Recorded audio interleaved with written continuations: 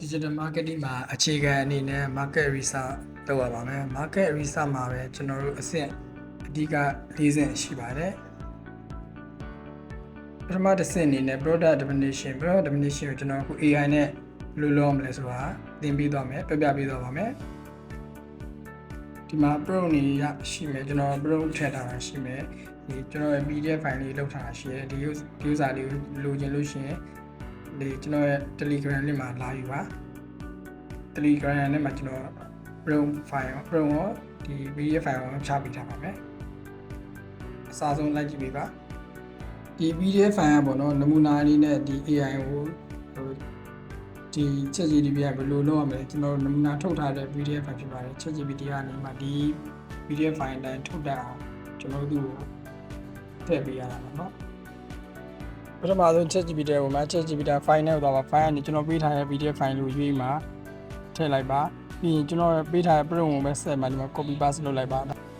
product ရဲ့ company ရဲ့ additional information ရှိတယ်အဲ product နေရာမှာကိုယ့်ရဲ့ product ဟိုမျိုးစားကိုထည့်ပေါ့နော်ကိုကဥပမာဟိုအဝတ်သားလိုင်းဆိုအဝတ်သားလိုင်းထည့်မယ် close ထည့်မယ်ဒီနာမည် company ရောနေရာနာမည်တစ်ခုကိုပေးလိုက်ပါနော်ကိုယ့် company နာမည် sign နာမည်ဖြစ်ဖြစ်ဒီ information မှာကိုကဘယ်ကနေမှ online စလုပ်မှာလား TikTok ကနေစရောက်မှာလားဒါကိုကြိုက်တာလေးစာရေးလိုက်လို့ရပါတယ်ရေးပြီးတော့မှကျွန်တော်ထည့်ပြီး ChatGPT တောင်းပါပေါ့နော် market research လုပ်တဲ့နေရာမှာအဆင့်၄ဆင့်ရှိတယ်ဒီအဆင့်၄ဆင့်ကအဆင့်၁ဖြစ်တဲ့ product definition ကိုကျွန်တော် AI နဲ့စလုပ်ပြတာပါမ response လာပြီ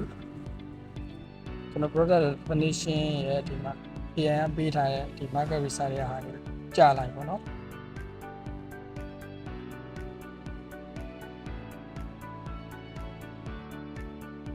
ကိုယ့်ရဲ့ target user တွေဒီ unique value ကိုယ့်ရဲ့ product ရဲ့ value တွေဒါတွေထုတ်ပြန်မထုတ်ပေးတဲ့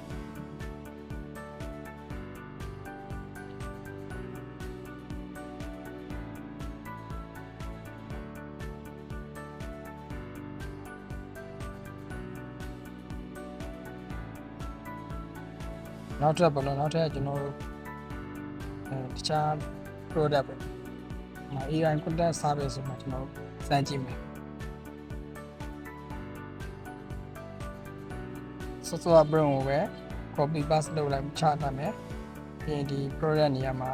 company နေရာမှာ additional information ထပ်မှာကိုယ့်ရဲ့ product name ထပ်မယ်ကျွန်တော်ဒီမှာ AI content service ဆိုမှရိုက်ထည့်လိုက်မယ်ပေါ့နော်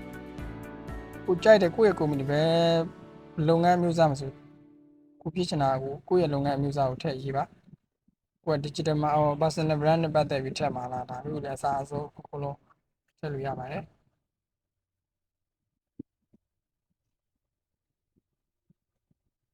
ကုမ္ပဏီနေရာမှာကိုကြိုက်တဲ့နာမည်တစ်ခုရေးလိုက်ပါမရှိသေးရင်တော့မှကိုရေးလိုက်ပါတော့ကို online business စသဖြင့်ထည့်လိုက်မယ်အဲဆိုရင်ဒီမှာကျွန်တော် product definition ဘိုင်းနေကြာလာမယ်ကိုယ့်ရဲ့ product ရဲ့ဘာလဲဒါမျိုး